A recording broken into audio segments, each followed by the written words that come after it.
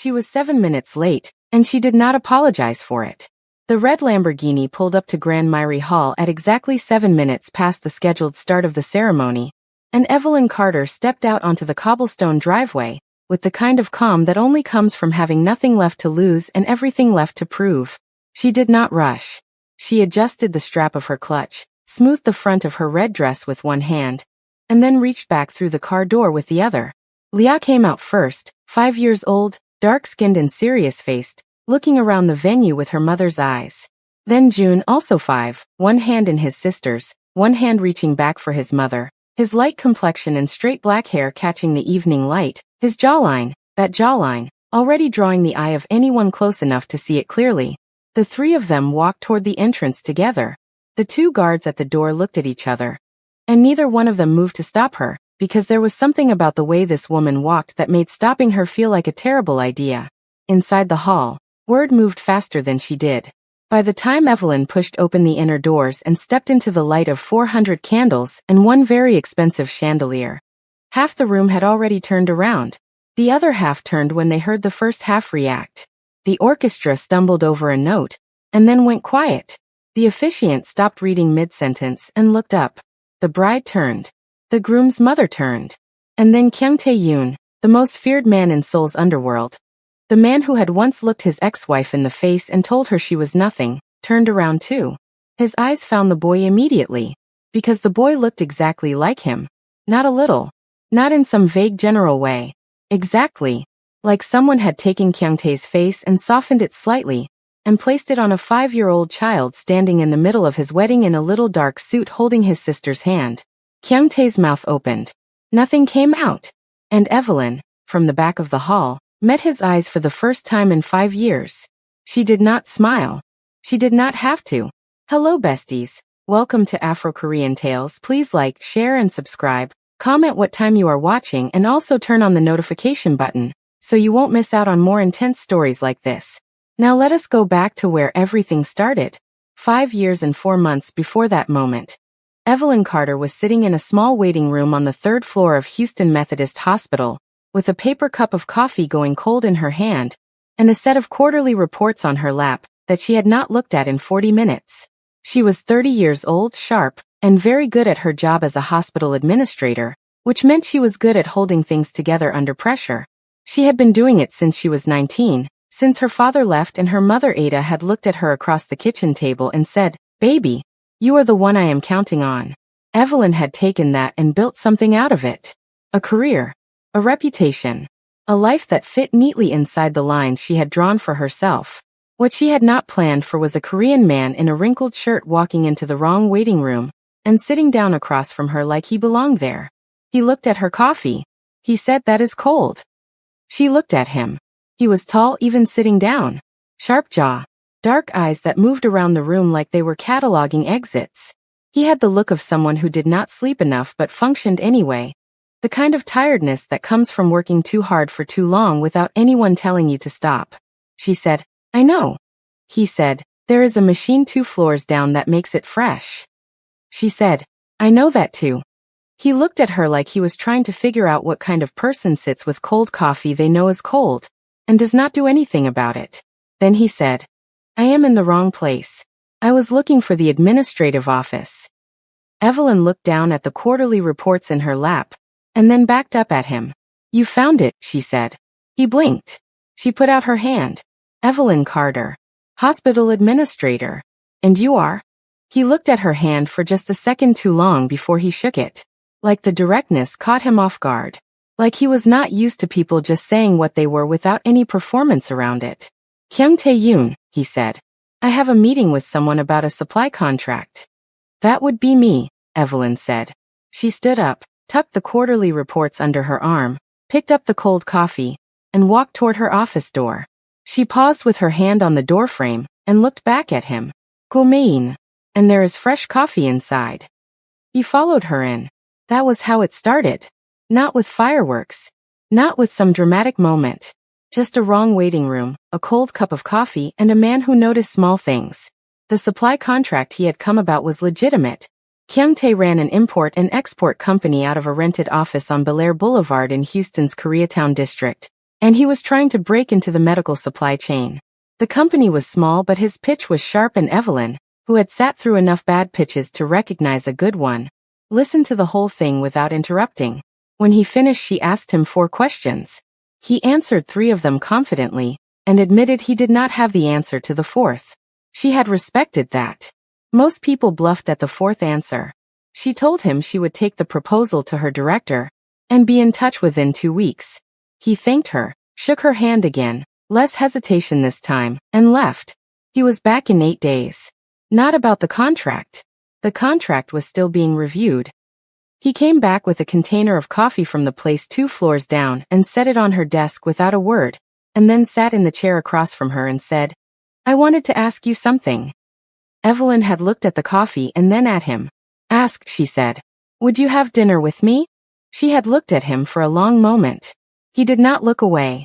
He had that quality, the ability to hold eye contact without it feeling aggressive, which was rarer than people thought. She said, "Are you asking because of the contract?" He said, "No. I am asking because you are the most interesting person I have sat across from in 2 years, and I would like to know more about you." Evelyn had picked up the coffee he brought, taken a sip, and said, "Friday, 7 o'clock. You pick the place and make sure it is not somewhere that tries too hard." He smiled then. It was a slow smile, the kind that started in the eyes before it reached the mouth. She would come to know that smile very well over the next 3 years. She would also come to miss it in ways she had not prepared for. They had dinner on Friday at a small Korean-American fusion restaurant on Westheimer Road. Nothing flashy. Good food. He had ordered for both of them in Korean first, and then caught himself and asked if that was all right. And she had said yes because the food came out perfectly, and she made a mental note that this was a man who paid attention to what people actually liked rather than what he thought they should like. They talked for 3 hours. She learned that he had grown up in Busan, that his father had died when he was 16, that his mother was a woman named Mrs. Yoon who had high standards and higher expectations, and that he had left Korea at 24 with a plan and a suitcase and very little else. He had been in Houston for 2 years, building his import business from the ground up, sleeping on a cot in his office for the first 6 months because he could not afford both rent and startup costs, and he had chosen the business. She told him about growing up in Houston's 3rd Ward, about her mother Ada who sang in the church choir every Sunday and made the best jollof rice in Harris County, about her brother Marcus who was loud and protective, and had once threatened a boy at her high school with a level of creative intensity that had become family legend. She told him about her father leaving, about choosing to become the person her mother could count on, about building her career one careful step at a time. He listened the way very few people listen, completely, without waiting for his turn to talk, without his eyes drifting, like what she was saying was the most important thing happening in the room. By the end of the night, she had decided 2 things. 1, that Kyung Tae-yoon was the most quietly compelling man she had ever sat across a table from.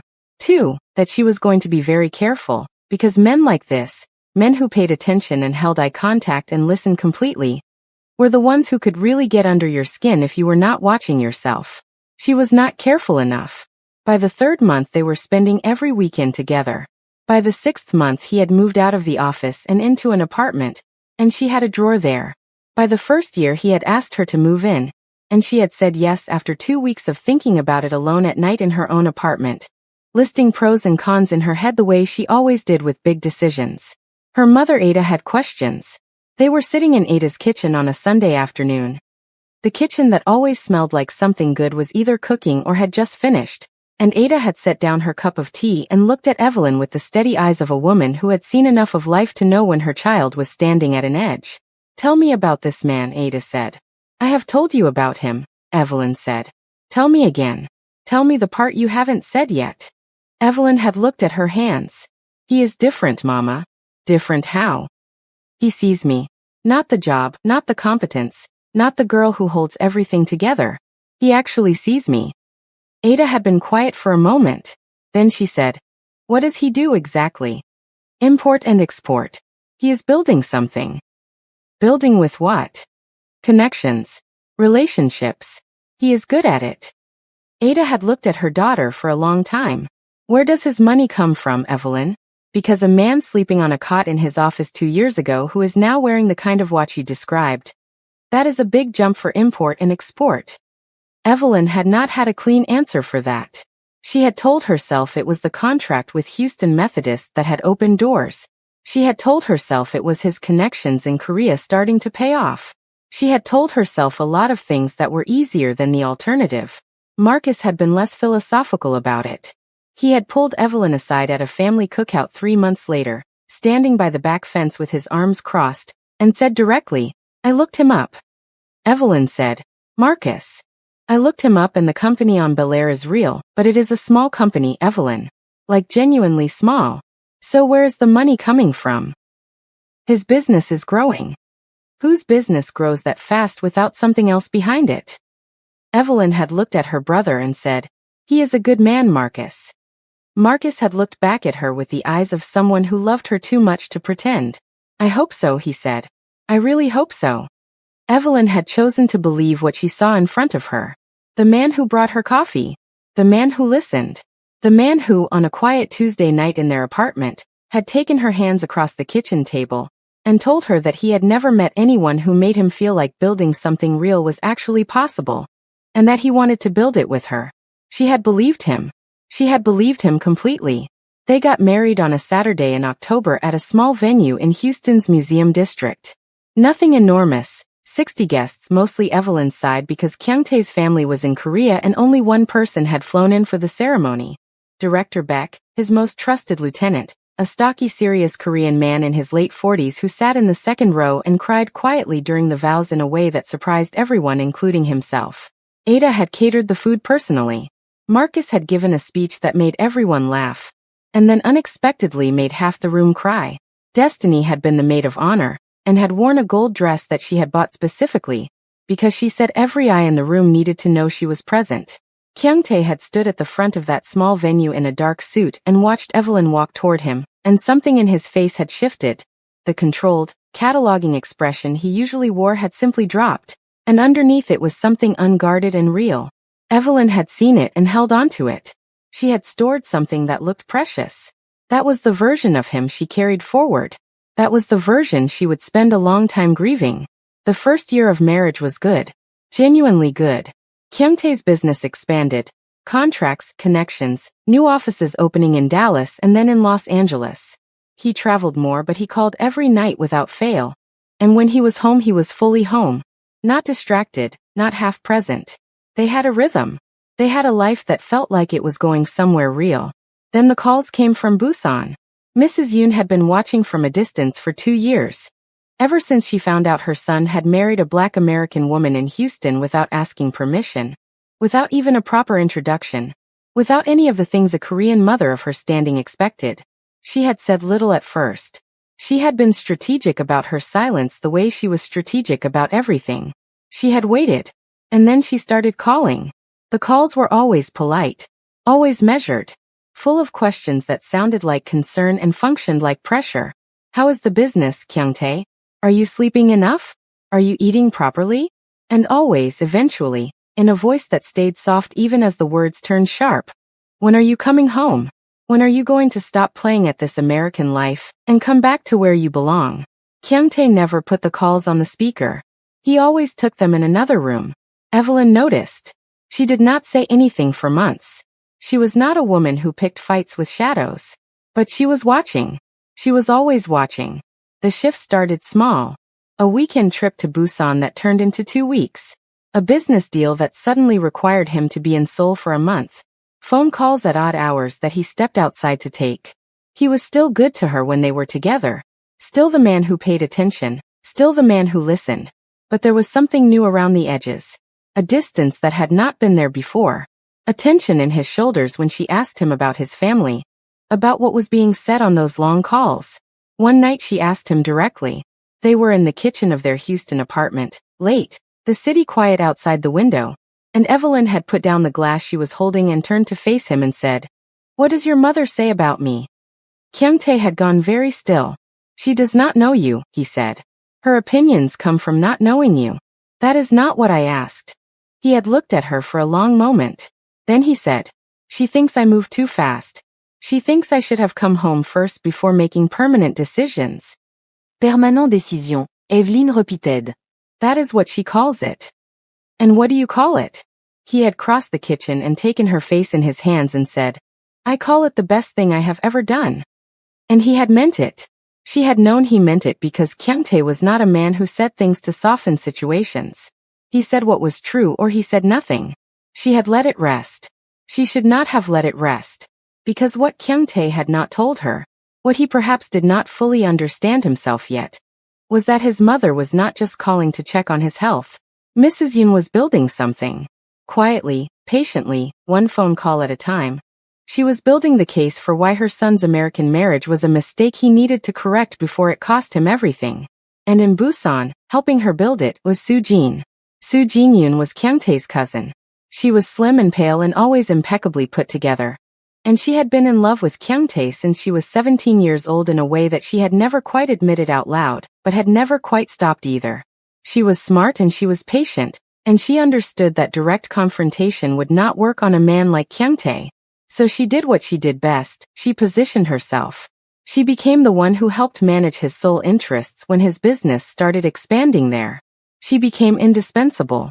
She became the person Mrs. Yoon trusted most. And she and Mrs. Yoon had a very specific plan for Evelyn Carter. It took them 8 months to execute it. The first part was the business expansion. Mrs. Yoon began pushing hard for Kyungtae to base his operations in Seoul rather than Houston. The Korean market, she said, was where his real future was. His American connections were useful but limited. His Korean connections, the ones that ran deep and wide and into places that did not appear on any official paperwork, were his real foundation, and they needed him present. Kyungtae had resisted at first. But the logic was sound and the numbers supported it, and slowly, over the course of a year, the center of gravity in his life shifted from Houston to Seoul. He asked Evelyn to move with him. This was where Evelyn had to give him credit, because he asked. He did not assume. He sat her down and explained the situation and said that Seoul was where the business needed to be and he wanted her with him, and he understood that it was a big ask, and he would support whatever she needed to make the transition work. Evelyn had thought about it for 3 weeks. She had talked to Ada, who had looked at her daughter and said, "Baby, if you love him and you trust him, go." A woman who loves a man should not make him choose between her and his life's work. Just make sure he knows that you are going, not following. There is a difference. She had talked to Marcus, who had said a great deal more than that and most of it unprintable, but who had ended the conversation with, "If you go and anything happens to you, I will get on a plane so fast." She had talked to Destiny, who had already started looking up flights to Seoul for herself. And then she said yes. They moved to Seoul in the spring. Kyungtae had set them up in a penthouse apartment in Gangnam that was larger than any place Evelyn had ever lived, with floor-to-ceiling windows that looked out over the city in every direction. It was beautiful and she had stood at those windows the first night and felt something complicated, something that was partly awe and partly the awareness that she was a very long way from Houston's Third Ward, and the kitchen that always smelled like something good. Seoul adjusted to her more than she had expected. She was conspicuous. A tall black American woman in Gangnam drew eyes wherever she went, but she was also capable and direct and she spoke enough Korean within 3 months to manage most situations, which earned her a level of quiet respect from people who had expected her to stay helpless and dependent. She found a community of other expat women, found a good Korean language tutor, found the markets and the restaurants and the small ordinary details that make a foreign city start to feel like somewhere you actually live. What she did not find was acceptance from Kyungtae's world. The people in his professional life were polite to her face and said other things when she was not in the room. And she knew it because she was not stupid, and because Director Beck, who was the closest thing Kyungtae had to a genuinely honest person in his organization, had once caught her eye across a room after she had left a dinner early, and given her a look that said, "I am sorry about these people, and I cannot say so out loud." She nodded at him. He nodded back. That unspoken conversation had been the foundation of a quiet, unlikely alliance that would matter very much later. But the real pressure came from Mrs. Yoon. Kyungtae's mother flew to Seoul from Busan 4 months after they arrived, and she came the way she always came, perfectly dressed, perfectly polite, and with a precision behind every word that Evelyn recognized immediately as the kind of intelligence that preferred to work in the dark. She had looked at Evelyn across the dinner table in their Gangnam penthouse and smiled, and said all the right things, and Evelyn had smiled back, and said all the right things, and Kyungtae had sat between them looking like a man who understood that something was happening, but could not quite identify where the danger was. After dinner, While Kyungtae took a call in his office, Mrs. Yoon had helped Evelyn clear the table, which Evelyn had not expected. And while they were standing at the kitchen sink together, Mrs. Yoon had said, very quietly, very pleasantly, "Have you and Kyungtae discussed children?" Evelyn had said yes, they had discussed it. They were not in a rush, but it was something they both wanted. Mrs. Yoon nodded and said still pleasantly, "It is important for our family line. You understand." Evelyn had said she understood. Mrs. Yoon had smiled and gone back to drying the dishes. And that had been the end of the conversation. But it was not the end of the topic. Not even close. 6 months after Mrs. Yoon's visit, Evelyn had gone to a clinic in Gangnam for a routine checkup. The doctor she was assigned to was a Dr. Lim. A quiet, careful-looking man who had done her blood work and her examination and then, at the end of the appointment, had sat across the desk from her with a folder in his hands and told her, in very careful language, that there were some concerns about her fertility. Elevated markers. Something in her hormone levels that suggested there might be difficulty conceiving. Evelyn had sat very still. She had asked him to explain it in plain terms. He had said, "The findings suggest that natural conception may be very difficult, possibly not achievable without significant intervention." She had driven home alone and sat in the parking garage of their building for 45 minutes before she went upstairs. She had not cried yet. She was still in the part of shock that comes before the feelings arrive. She had told Kyungtae that evening. He had listened. He had held her. He had said that it did not matter, that there were options, that this was not the end of anything. He seemed to mean it. But the next morning he had called his mother. He had not known that Evelyn was awake when he made the call. He had gone to the kitchen at 6 in the morning thinking she was still asleep, and he had called Busan. And she had heard the low rumble of the conversation through the bedroom wall. Not the words, just the tone. And the tone had been different from how he usually spoke to his mother. Quieter. Be more careful. Like a man reporting something he was not sure how to explain. Evelyn had stared at the ceiling and felt something cold settle in her stomach. She had told herself she was being unfair. He had a right to talk to his mother. He had been upset the night before, even if he hid it well. He was processing. She told herself that for 3 weeks. Then Soo-jin arrived in Seoul. She came under the cover of business. She was helping coordinate some of Kyungtae's Korean operations, which was legitimate, which was the brilliant and terrible thing about the way she and Mrs. Yoon operated. Everything they did had a legitimate surface. Soo-jin was genuinely useful to the business, genuinely capable, and she slid back into Kyungtae's daily life with the ease of someone who had been planning this move for years. Which she had. Evelyn watched. She watched Soo-jin at the office dinner she was occasionally included in. Watched the way Soo-jin spoke to Kyungtae with the ease of long familiarity. Watched the way she managed to position herself physically near him without it ever looking deliberate. She watched and she said nothing because she had no evidence of anything except a feeling in her gut that something was being engineered. Then the second doctor's appointment happened. Kyungtae had suggested she see a specialist, Dr. Park, a fertility specialist at a private clinic in Sinchon. He had said he wanted them to have a full picture. Evelyn had agreed because she also wanted a full picture, because the diagnosis from Dr. Lim had not sat entirely right with her, and she had wanted a second opinion anyway. Dr. Park had run his own tests. He had been thorough and he had been kind, and at the end of the appointment he had sat across from her and said, in very measured terms, that the findings were consistent with what the first doctor had found. That conception would be very difficult, and in his professional opinion they should consider alternative paths to parenthood.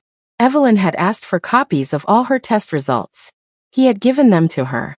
She had taken them home and sat at the kitchen table with them spread out in front of her, and looked at the numbers for a very long time. She was not a doctor. She did not know how to read everything on the page. But she knew numbers. She knew data. And something in what she was looking at did not feel entirely consistent. The two reports from two different doctors, arrived at independently, matched each other with a precision that felt less like coincidence and more like coordination. She had not said anything yet. She had put the reports in an envelope and put the envelope in the locked drawer in her home office where she kept her important documents, and she had made a mental note to find a third doctor. One that she chose herself, from research she did herself, with no recommendations from anyone in Kyungtae's world. She never got the chance. Because before she could make that appointment, everything accelerated. Mrs. Yoon came back to Seoul. This visit was different from the first one. She did not come alone. She brought 2 aunts and a family friend, an older Korean businessman named Chairman Oh who had known Kyungtae's father, and who carried the weight of that history in every sentence he spoke. They came for dinner, a formal dinner, not the relaxed kind, and the table was set and the food was ordered from one of Seoul's best restaurants and everyone sat around it in their best clothes. And Evelyn sat at the end of the table in a green dress and smiled and watched and understood very quickly that this was not a dinner. It was a proceeding. The conversation started with business and moved gradually, with the patience of people who had rehearsed, toward family, toward legacy, toward the future of the Yoon name. Chairman Oh spoke about Kyungtae's father and the importance of continuing what he had built. The aunts nodded in the right places. Mrs. Yoon said very little, which was how Evelyn knew she was the most dangerous person at the table. Then Chairman Oh had looked at Evelyn with the polite, impersonal eyes of someone looking at a problem rather than a person, and said, "We have heard about the medical situation. It is a difficult thing. But there are decisions that need to be made for the good of the family." Evelyn had looked at Kyungtae. Kyungtae had not looked at her. That was when she understood that the floor was gone. She had kept her face steady. She was very good at keeping her face steady. She had looked at Chairman Oh and said, "I was not aware that my medical information had been shared with the family." Silence around the table. Mrs. Yoon had said softly, "We are his family, dear. We need to know these things." Evelyn had looked at Kyungtae again. He had been looking at the table. She had put down her chopsticks very carefully, set her napkin beside her plate, stood up, excused herself politely from the table, and walked to the bedroom, where she had sat on the edge of the bed in her green dress, and stared at the wall for a long time. He had not come after her until after the guests left. When he finally came into the bedroom, he had stood in the doorway for a moment before speaking. And what he said was not what she had been hoping for. He said, "Evelyn, we need to talk about the future." She said, "Say what you are going to say." He had come into the room and sat in the chair near the window, not on the bed beside her, and that physical distance, that choice of the chair, had told her something before a single word came out. He said, "My family is worried. The business is at a critical point, and there are expectations. Expectations that I cannot just ignore." "Say what you are going to say," she said again. He had looked at her and something crossed his face. Something that looked like pain, and then looked like a door closing. "They want me to make a decision," he said. "And what decision are you making?" The silence stretched. Then he said, "I think we should consider a separation." Evelyn had not moved. She had not made a sound. She had sat on the edge of the bed in her green dress in their Seoul penthouse and looked at the man she had followed across the world and said, very quietly, "Because I cannot give you children." He did not deny it. He said, "It is more complicated than that." She said, "Is it?" He said, "The family. You are a grown man, Kyungtae. You built an empire from a cot in a rented office in Houston. You are going to sit here and tell me that you are doing this because your mother told you to." His jaw tightened. "It is not just my mother." "Then who is it? Who else has a vote in my marriage?" He had stood up from the chair and turned toward the window and put his hands in his pockets and said nothing for a long moment. And in that silence Evelyn had understood with perfect, terrible clarity that the decision was already made. That this conversation was not a negotiation. It was a notification. She had stood up. She had gone to her home office and taken her important documents from the locked drawer. She had come back to the bedroom, set them on the bed, picked up her phone and called Director Beck, not Kyungtae's assistant, not anyone from his organization, specifically Beck, because Beck was the one person in his world she half trusted, and said she needed a car to a hotel, tonight. Beck had not asked questions. He had sent a car within 20 minutes. Evelyn had packed a bag. She had walked to the bedroom door and stopped and turned back to look at Kyungtae, who was still standing at the window. She said, "I want you to know something." He turned. She said, "Every single thing I did for you was real. I did not love a version of you that I invented. I loved who you actually were. And whatever you are choosing right now, whatever your family has told you, and whatever you have decided to believe, you are going to have to live with it." He said nothing. She walked out. Now let us stop here for a second. Because if you are watching this and you have not subscribed yet, I need you to stop right now and hit that subscribe button. Because what is coming next is the part that is going to break you and put you back together. And you do not want to miss a single second of it. This channel is where the stories live. Do not be the person who watched this far, and then missed everything that comes after because they forgot to subscribe. Press it right now. It takes 2 seconds and it costs you nothing. The hotel Beck's driver took her to was a decent place in Mapogu. Not the luxury of Gangnam, but clean and quiet, and far enough from their world that she could breathe. She checked in with her bag and her envelope of documents, and sat on the edge of the hotel bed, and did what she had not done in the parking garage the night of the fertility diagnosis. She cried. Not the quiet kind. The real kind. The kind that comes up from somewhere low and takes a long time to finish, and leaves you feeling hollowed out and slightly lighter at the same time. She cried for the man who had found her waiting room, for the dinner on Westheimer Road, for the wedding at the Museum District venue, for Ada's food and Marcus's speech and Destiny in her gold dress. She cried for the life she had followed across an ocean, and the version of her husband that she was not entirely sure had ever existed outside of the first year. When she was done, she washed her face, opened her laptop, and booked a flight to Houston. She left Seoul 48 hours later. She did not see Kyungtae before she left. She did not try to.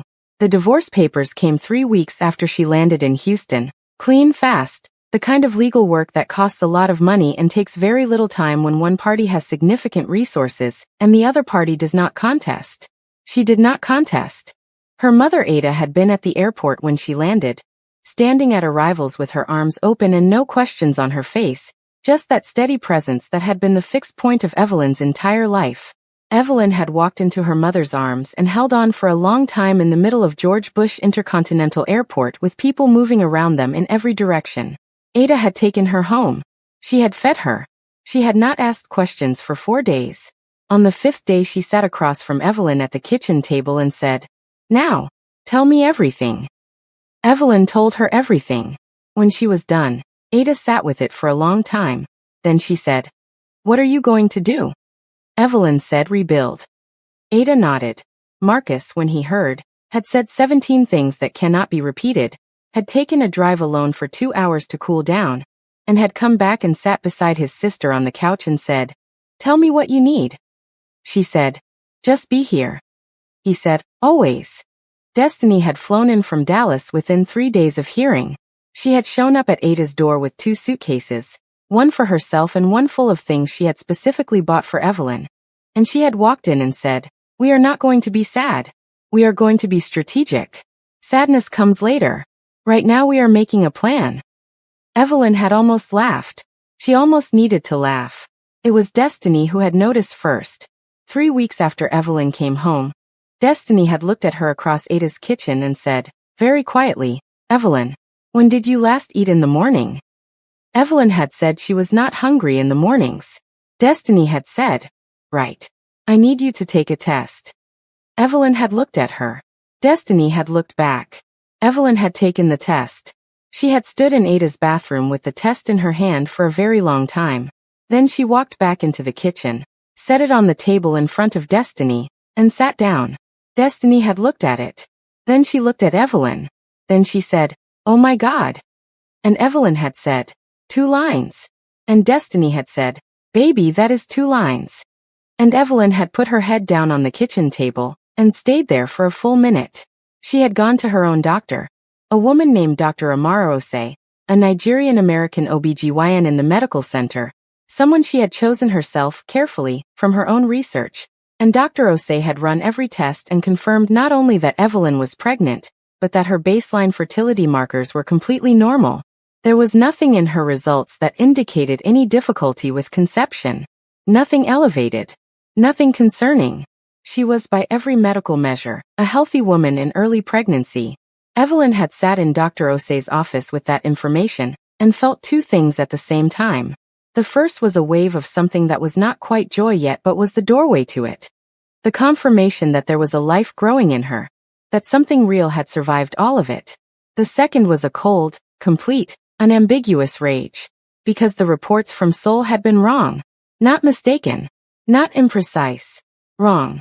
She had gone home that night and taken the envelope from her bag, the one with the test results from Dr. Lim and Dr. Park, And she had sat with them and with Dr. Osei's results side by side on the kitchen table, and she had looked at the numbers, and the rage had sharpened into something quieter and more precise. She had been diagnosed with infertility by 2 doctors in Seoul. She was currently pregnant. Her own doctor's results showed nothing wrong with her. Someone had lied. Not miscommunicated. Not made an honest error. Lied. Deliberately. With access to her medical information, and the specific goal of using that lie to end her marriage. She had sat with that knowledge for a very long time. Then she made 2 decisions. The first was that she would not tell Kyungtae about the pregnancy. Not yet. Maybe not ever. Because the man who had sat in the chair by the window and told her he was choosing a separation had forfeited his right to information about her body, and she was not going to hand her children. She did not know yet that it was twins, but she would know soon, into the orbit of a family that had already demonstrated what they were willing to do to get what they wanted. The second was that she would keep the evidence. All of it. Quietly. Carefully. Filed away in the same locked drawer way she kept everything important. Because she did not know yet when or whether it would matter, but she had spent enough years managing complex situations to understand that information kept safely is leverage held quietly. She had called no one from Kyungtae's world. She had sent no message to him. She had signed the divorce papers that arrived and sent them back, and that was the last communication. Then she closed that door, turned around, and started building the next thing. Dr. Osei had told her at the 12-week scan that there were 2 heartbeats. Evelyn had been alone at the appointment. She had asked Destiny to wait outside because she had wanted to receive whatever the news was by herself first. She had looked at the screen with the 2 small shapes on it, and said nothing for a moment. Then she said, "Twins." Dr. Osei had said yes. Evelyn had looked at the screen for another moment. Then she said, "Okay." Dr. Osei smiled. "Just okay." Evelyn had said, "I mean, what else do you say?" She had gone out to the waiting room and found Destiny sitting with a magazine she was not reading and said, "2." Destiny had said, "2 what?" Evelyn had held up 2 fingers. Destiny had dropped the magazine. Ada, when she found out, had sat down heavily in her kitchen chair and looked at the ceiling and said something that sounded like a prayer or possibly a complaint. It was hard to tell. And then she had stood up and opened the refrigerator and started pulling things out to cook because Ada's response to any major emotional development was to feed everyone in the vicinity. Marcus had stood in the doorway and looked at his sister for a long time and then said, "I am going to need you to tell me everything you know about those doctors in Seoul." She had told him. He had been very quiet after that. The kind of quiet that in Marcus meant something was being planned. Evelyn had put her hand on his arm and said, "Not now. Let me have this first. Let me just have this and build what I need to build, and then we can deal with the rest." Marcus had looked at her. Then he said, "Okay, but we will deal with it." She had said, "I know." Leah and June were born in Houston on a Tuesday in January at Houston Methodist, the same hospital where Evelyn had once run administrative operations, which felt like something, though she could not have said exactly what. Dr. Osei delivered them both. Ada was in the delivery room. Destiny was outside in the hallway, pacing, and could be heard through the door at one point saying a very specific prayer out loud in the corridor that made a passing nurse stop and look at her. Leah came first. Dark-skinned, wide-eyed, completely calm. She looked around the delivery room like she was taking inventory, which her grandmother Ada took as a sign of outstanding intelligence and correct priorities.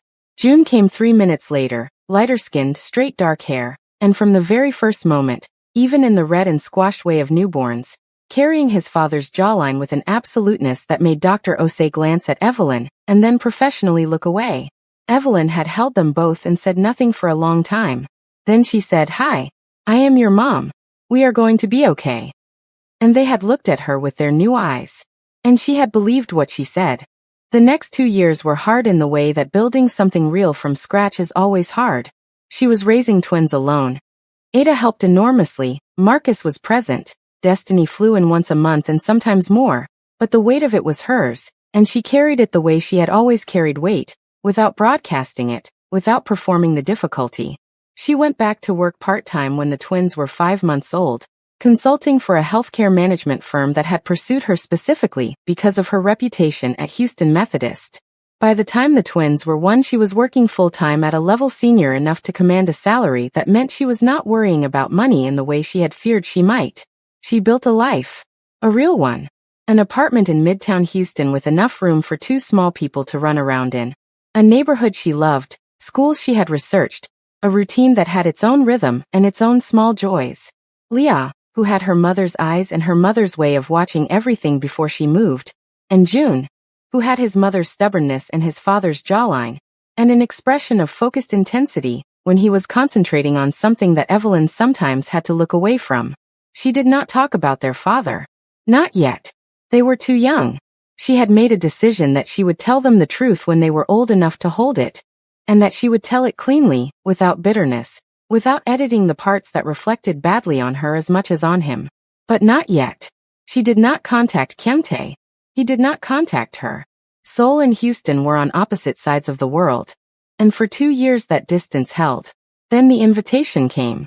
It arrived on a Thursday morning in a thick cream envelope with a Seoul postmark, addressed to Evelyn Carter in handwriting she did not recognize. Inside was a formal wedding invitation, embossed, expensive, the kind of cardstock that costs more than most people's dinner, announcing the marriage of Kyung Tae-yoon and Haeun Park at Grand Myri Hall in Gangnam, Seoul. The date was 6 weeks away. There was no personal note inside, just the invitation. Evelyn had stood at her kitchen counter and looked at it for a long time. Leah and June were at the table behind her eating breakfast, June talking to himself about something in the focused internal monologue he had developed recently, Leah eating with the precision of a small person who had opinions about the correct ratio of everything on her spoon. Evelyn had set the invitation down on the counter and finished making the children's lunches. That evening, after they were in bed, she called Ada. Ada had said, "Don't go." She had called Marcus. Marcus had said, "I will tell you what I think you should do with that envelope, and it does not involve going anywhere near Seoul." She had called Destiny. Destiny had said, "How much time do we have to find you a dress?" Evelyn had laughed. Destiny had said, "I am serious. 6 weeks is enough. We need red. Something structured. And the children are coming with you." Evelyn had said, "The children." Destiny had said, "Evelyn, you walk into that room alone and it is a statement. You walk in with those babies and it is a verdict." There had been silence. Then Evelyn had said, "He sent this to hurt me." Destiny had said, "I know. He wants me to see that he moved on, that he chose and he is fine and I should know it. I know. So why should I go?" Destiny had said quietly, "Because you have been carrying the truth for 2 years, baby. And the truth deserves to be seen." Another silence. Evelyn had looked across her apartment at the hallway that led to her children's room. She had thought about the medical reports in Seoul. She had thought about Mrs. Yoon at the kitchen sink talking about family lines. She had thought about Kyungtae in the chair by the window. She had thought about June's jawline. She had said, "Book the flights." Destiny had already started. They flew into Incheon Airport on a Friday evening, 6 weeks after the cream envelope had arrived on Evelyn's kitchen counter in Houston. Destiny sat beside Evelyn on the plane with her shoes off, and a neck pillow around her neck, and a level of personal comfort that suggested she had decided this was her trip too, and she was going to enjoy the flight. She had spent most of the journey alternating between sleeping and talking, which was a combination that only Destiny could manage without it being annoying. Leah and June sat in the 2 seats across the aisle. June had fallen asleep within 40 minutes of takeoff in the complete and total way of small children, his cheek pressed against the window, his seatbelt still buckled because Evelyn had checked it twice. Leah had stayed awake for most of the flight, looking out at the dark sky with the focused expression she used for everything she was trying to understand. At some point she had turned to her mother and said, "Mommy, why are we going to Korea?" Evelyn had looked at her daughter, at her own eyes in a smaller face. She had said, "Because there is something there that needs to be seen." Leah had considered this. Then she said, "What thing?" Evelyn had said, "You and your brother." Leah had looked at June asleep against the window. Then she had looked back at her mother with the expression of a child who was filing the information away for later, and would return to it when she was ready. She had gone back to looking at the sky. Evelyn had looked at the back of the seat in front of her for a long time. She had not told Destiny everything. Destiny knew about the pregnancy, knew about the twins, knew about the divorce and the doctors in Seoul. She did not know about the medical reports Evelyn had kept. She did not know about the evidence Evelyn had been building quietly for 2 years with Marcus's help in the background. She did not know that Evelyn had contacted Director Beck 6 months ago. That had been the careful part. The part that Evelyn had done alone deliberately, because it was the part that required the most precision. She had reached out to Beck through a secure channel Marcus had helped her set up, because Marcus had useful connections in logistics that extended to things that were not quite logistics but were adjacent to it. She had sent Beck a message that was simple and direct. I need to know if you remember the names of the doctors who saw me in Seoul. Dr. Lim and Dr. Park. I need to know who referred me to them. Beck had not responded for 3 weeks. Then he had sent back 2 words. Call me. She had called him from a borrowed phone because Marcus had insisted on it. And Beck had spoken carefully, in the way of someone who was watching what he said without quite saying he was watching it. He had said, Dr. Lim was referred by Soo-jin. I know this because I processed the scheduling at the time, and I remember thinking it was unusual for Soo-jin to be involved in something personal like that. Evelyn had said, and Dr. Park? Beck had been quiet for a moment. Then he had said, Dr. Park's clinic has a financial relationship with one of Mrs. Yoon's business interests in Sinchon. I found this when I was auditing some accounts 8 months ago. I did not know what to do with it. Evelyn had held the phone very steady. She had said, Beck, did you know what they were doing? He had said, no, not at the time. I suspected something was wrong when you left. I knew something was very wrong when I heard afterward that you had been told you could not have children. A pause. You were healthy. I am not a doctor, but I was around you enough to know you were healthy. She had said, I have 2 children. A long silence. Then Beck had said in a voice that was very quiet, I am glad. She had said, I need your help. He had said, what do you need? She had said, not yet. I will tell you when I need it. But I need to know you will help when the time comes. Another pause. Then he had said, yes. That conversation had been 6 months ago. Since then Beck had sent her 3 more pieces of information, slowly, carefully, in the way of a man who was loyal to Kyungtae, but could not make peace with what had been done to Evelyn in Kyungtae's name. He had sent her a financial record connecting Dr. Park's clinic to Mrs. Yoon. He had sent her a communication between Soo-jin and Dr. Lim that he had found on an old shared server. Not explicit enough to be a confession, but specific enough to be very difficult to explain. And he had sent her the name of a nurse at Dr. Lim's former clinic who had left the practice 2 years ago and had, according to Beck, tried to raise a concern internally before she left and been told to drop it. Evelyn had those documents. All of them. Printed and in an envelope in her carry-on bag. And also photographed and saved to a cloud drive that only she and Marcus had access to. She was not going to Seoul to cry. She was going to Seoul to finish something. They checked into a hotel in Gangnam. Not Grand Myri Hall. Not anything connected to Kyungtae's world. A clean international hotel that Destiny had booked under her own name. Their room was on the 14th floor with a view of the city that made June press his face against the glass and say wow in Korean. He had picked up words from a show he watched at home, and deployed them at unexpected moments, and made Leah stand beside him and look out with the quiet assessment of someone deciding what she thought of the place. Destiny dropped onto the bed and said, right. I need to sleep for 14 hours. Evelyn sat in the chair by the window and looked at the city. Seoul at night was still the thing she remembered. The density of it, the light, the way it moved. She had loved this city even when it was hard, and sitting here now with the city spread out in front of her she felt the complicated layering of that. The love and the loss and the anger, and the thing underneath all of it that was not quite hope but was close to it. June came and climbed into her lap, which he still did because he was 5 and had not yet decided he was too old for it, and pressed his face into her neck. She put her arms around him. She said quietly, how are you doing, baby? He said, good. I like Korea. She said, yeah. He said, the city is big. She said, it is. He said, are we going to a party tomorrow? She said, something like that. He leaned back and looked at her with his father's eyes in her son's face and said, are you nervous, Mommy? She looked at him for a moment. She said, and she realized as she said it that it was true. She was not nervous. She was ready. The morning of the wedding, Destiny took the children for breakfast and a walk while Evelyn got ready alone in the hotel room. She took her time.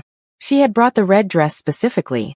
Destiny had found it in Houston at a boutique on Westheimer Road, structured in floor length with a single shoulder, the kind of red that did not explain itself. She did her hair in long waves. She put on her earrings, gold, simple, and the bracelet her mother Ada had pressed into her hand at the Houston airport before they left, without a word, just pressed it into her hand and held her hand for a moment. She stood in front of the hotel mirror and looked at herself for a long time. She did not see the woman who had cried in a hotel room in Mapogu 3 years ago. She did not see the woman who had flown home to Houston with a bag and an envelope of documents and a marriage ended on paper. She saw herself. Evelyn Carter, 35 years old, mother of 2. The woman who had taken the worst thing someone had done to her and built something stronger from the wreckage. She picked up her clutch. She picked up her phone and sent a message to Beck. I am here. Tonight. His response came within 2 minutes. I know. I will be inside. I have the documents you need. When you are ready. She put the phone in her clutch. She went to find her children. Destiny had brought them back from breakfast in their formal outfits. Leah in her red dress that matched her mother, June in his small dark suit with the white shirt, both of them bright-eyed and slightly sugared from whatever Destiny had let them have at breakfast, which was between Destiny and God. Destiny looked at Evelyn in the doorway and put her hand over her mouth. Evelyn said, "Don't." Destiny said, from behind her hand, "You look like a verdict." Evelyn said, "That is what you said I needed to look like." Destiny said, "I know. I am just confirming it." June looked at his mother and said, with the simplicity of a 5-year-old who had not yet learned to make things complicated, "Mommy, you look beautiful." Evelyn crouched down to his level and straightened his collar. She said, "Thank you, baby. Are you ready?" He said yes with the confidence of a child who had no idea what he was walking into, and was ready for it anyway. Leah beside him put her hand in her mother's hand. Evelyn stood up. She looked at Destiny. Destiny said, "I have the car." She had hired the red Lamborghini in advance. It had been Destiny's idea and Evelyn had said it was too much and Destiny had said no, the invitation is too much. The fake doctors are too much. The public humiliation is too much. The red Lamborghini is just a car and also it is perfect, and Evelyn had conceded the point because Destiny was right. They rode to Grand Myrie Hall in the evening light. The city moved past the windows and Leah watched it, and June narrated his observations about it, and Destiny sat in the front and was uncharacteristically quiet. And Evelyn sat in the back with her children and breathed steadily. In and out. The way she had learned to breathe when situations required her to be fully present and fully controlled at the same time. The car turned onto the boulevard leading to Grand Myrie Hall. She could see the building from 2 blocks away. It was exactly as she had imagined. Lit up, formal, the kind of building that announces significance from a distance.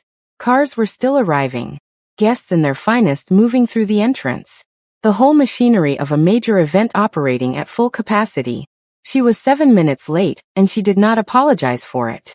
The Lamborghini pulled to the entrance and the door lifted open, and Evelyn stepped out and soul rearranged itself. She reached back into the car and Leah took her hand and stepped out. And then June.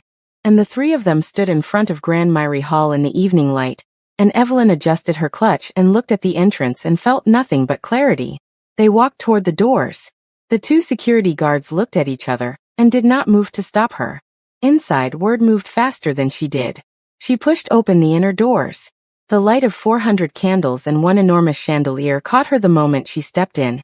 And the room, already half-turned, already reacting, completed its turn in a wave that moved from the back to the front with the unstoppable momentum of a tide coming in. The orchestra stumbled. The officiant stopped. The bride turned. The groom's mother turned. And then Kyung Tae-yoon turned. His eyes found June first. Because June was looking directly at him with the wide-eyed curiosity of a child who had spotted something interesting. And the child's face was his face, and the recognition was not gradual. It was not a slow dawning. It was immediate and absolute, and it hit Kyung Tae like something physical, like a hand against his chest, and the color left his face in a single moment.